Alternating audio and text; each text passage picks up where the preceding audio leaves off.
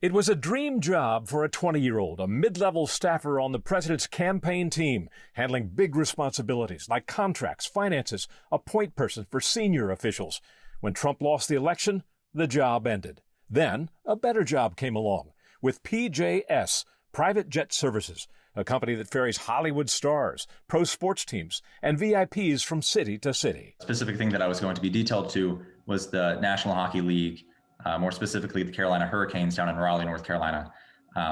It's called what's called concierge, so it's going to be like the concierge for them. He says his first day of work was to be Tuesday, January 12th. Yeah, so they sent me my work computer, set up my work email. We had talked about training, stuff like that. And yesterday was supposed to be my first trip. I was going to travel to Raleigh, North Carolina. I went and bought clothes for it, new wardrobe. I had went and gassed up my car and everything. And as I was packing, they called me Monday night and said, you are no longer needed at PJS.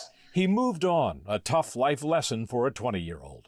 And then the owner actually called me yesterday morning and said that the reason that I was let go was because the National Hockey League, specifically the Carolina Hurricanes, found out that I had worked for Trump and kind of pitched a fit to him and said that if I was not let go, or if I was put on their detail, then they would cancel the contract with PJS, which led to my termination. What was your reaction? What was your emotional reaction to that? At least I appreciated that they were honest. I didn't appreciate that they still did it. And I tried not to be angry, but how couldn't one be? Dawson tweeted about it. His tweet thread provoked a call from PJS, threatening legal action if he didn't take the tweet down. And then later that day, they called and said, around 4:10, the owner of PJS called again and said that if I didn't take it down, take down the tweet, they were exploring legal options. They were going to publicly defame.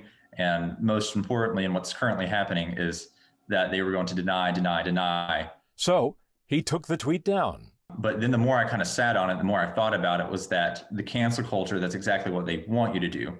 They want to use tactics like that. They want to cancel you, then they want to intimidate you, then they want to bully you into not speaking up. And I thought, with this censorship, with everything that's going on in today's society and the current political climate, now is not a time for me to back down, even if that means my reputation, even if that means my career. But he put the tweet thread back up. Then came the deluge. Death threats, something that I've never really experienced before. My Twitter and Facebook, people are saying that I should be euthanized, that I should go kill myself, that I should have been aborted, and all these different things. So I think that this is just a perfect example of, again, the fear, the intimidation, the bully, the just wanting to scare you back into whatever hole you crawled from. But that's not something that I'm willing to do. ESPN.com published an article on Dawson's alleged canceling. It quotes an executive at Private Jet Services.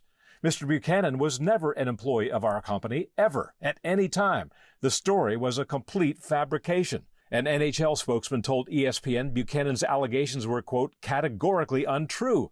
Until this news broke, we had never heard of him. Our emails and calls to PJS, the Carolina Hurricanes, and the NHL were not returned by publication time. Buchanan tells the Examiner that the ESPN story is categorically wrong. And then at the end of it, what's funny is that at the end of it, they say that I have denied requests for comment, even though, as far as I know, I have not received zero requests for comment. Buchanan says he was at the January 6th rally that has become a flashpoint in the new wave of cancel culture. He says he did not march to the Capitol. He does not plan to take any sort of legal action, but he does say that he wants to stand up for the First Amendment and against cancel culture. Doug McKelway for the Washington Examiner.